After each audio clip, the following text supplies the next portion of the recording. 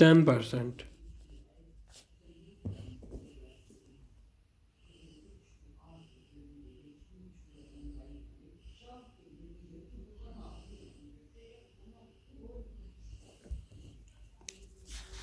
Now, how the impact of constrained resources there?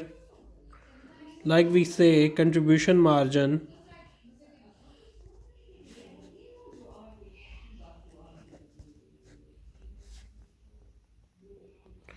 amount divided by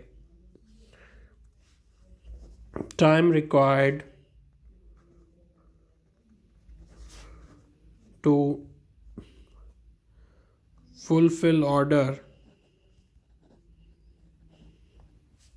we will get contribution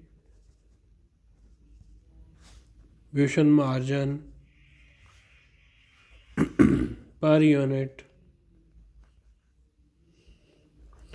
of the constrained resource.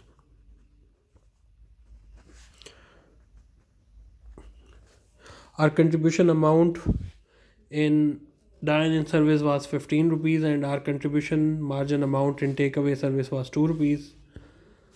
The time was 20 minutes and in takeaway the time was 10 minutes. So our contribution margin per unit of constrained resource will become